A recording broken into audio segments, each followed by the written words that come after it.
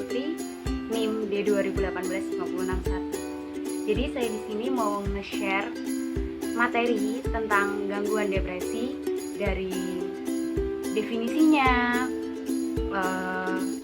kriteria diagnosis menurut DSM-5, perspektif teoritis, perspektif penanganan, hingga ke contoh kasusnya. Baik, terima kasih. Langsung saja. Depresi merupakan salah satu gangguan mood yang ditandai oleh hilangnya perasaan kendali dan pengalaman subjektif adanya penderitaan berat. Mood sendiri adalah keadaan emosional internal yang meresap dari seseorang dan bukan afek, yaitu ekspresi dari isi emosional saat itu. Selanjutnya, kriteria diagnosis menurut DSM-5. Yang pertama, ledakan marah berulang parah diwujudkan secara lisan atau perilaku. Yang kedua, pada ledakan marah tidak konsisten dengan tingkat perkembangannya.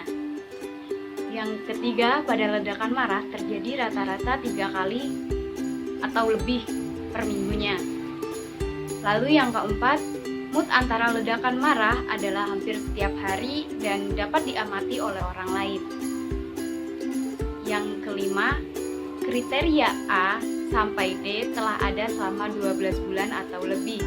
Sepanjang waktu itu, individu tidak memiliki periode 3 bulan atau lebih berturut-turut tanpa semua gejala dalam kriteria A hingga D. Yang keenam, kriteria A dan D setidaknya hadir dalam 2 dari 3 pengaturan seperti di rumah, sekolah,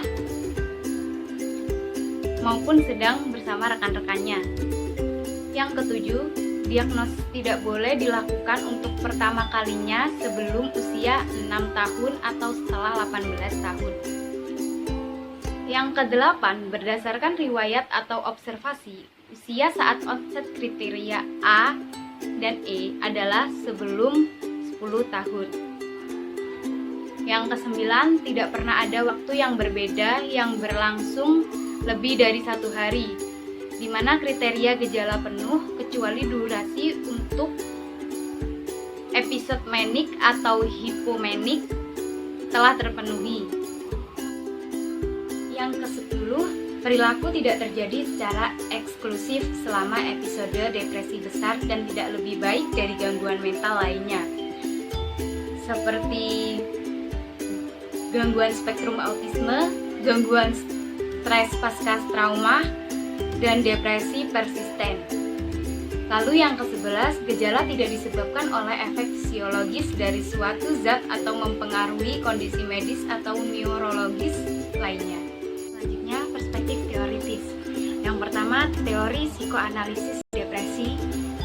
Dalam tulisannya yang terkenal, Morning and Melancholia, Freud berteori bahwa potensi depresi diciptakan pada awal masa kanak-kanak. Yang kedua, teori kognitif depresi. Dari teori kontemporer, Beck menjelaskan bahwa penyebab depresi akibat dari banyaknya proses-proses berpikir. Teori interpersonal depresi. Dalam teori ini membahas tentang hubungan antara orang-orang yang depresi dengan orang lain. Selanjutnya, perspektif penanganan. Perspektif penanganan ada 2 cara, yaitu menggunakan obat-obatan dan psikoterapi. Yang pertama, obat-obatan. Obat-obatan yang digunakan yaitu antidepresan. Antidepresan tidak menyebabkan kecanduan. Ketika Anda sudah tidak perlu menggunakan antidepresan dan berhenti menggunakan antidepresan, tubuh Anda tidak akan mengalami ketergantungan. Meskipun demikian, penggunaan dan pemberhentian antidepresan harus dalam pengawasan dokter. Selanjutnya, psikoterapi. Psikoterapi dilakukan dengan mengajari cara baru dalam berpikir dan berperilaku, menggunakan kebiasaan yang berperan dalam depresi. Terapi ini dapat membantu Anda mengerti serta melewati hubungan yang penuh masalah atau situasi yang menyebabkan depresi atau bahkan memperburuknya. Selanjutnya, contoh kasus. Contoh kasus di sini saya mengutip dari berita1.com. Jakarta, seorang pria ditemukan tewas gantung diri Selasa tanggal 15 bulan 9 di rumah semi permanen yang ada di Jalan Mawar Blok A, RT 5 RW 6 Kelurahan Tugu Utara, Kecamatan Koja, Jakarta Utara. Korban diduga bunuh diri karena depresi. Sudah setahun belakangan ini tidak memiliki pekerjaan sehingga nekat melakukan aksi tersebut. Tak pelak, aksi itu membuat warga sekitar gempar. Orang yang bunuh diri diketahui bernama Waluyo ditemukan di kediaman pada pukul 11.55 WIB oleh anggota keluarganya yang baru saja pulang ke rumah tersebut. Pria malang itu diketemukan dengan kondisi leher terikat rantai besi dalam posisi bergelantungan di pilar kayu bagian atap rumahnya oleh warga sekitar. Yati, 48 tahun, istri korban mengaku sangat terkejut dengan kejadian itu. Ia juga baru mengetahui suaminya dalam kondisi terikat setelah ada kerumunan warga yang mengerumuni rumahnya.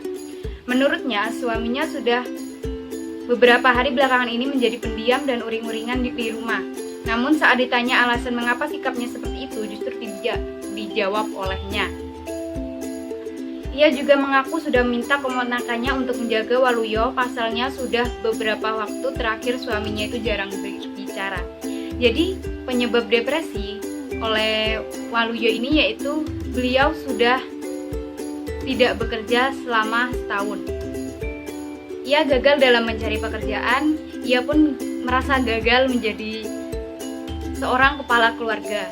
Inilah yang menyebabkan beliau depresi. Baik, terima kasih sudah mau mendengarkan video ini hingga selesai. Jika ada kurang lebihnya mohon maaf.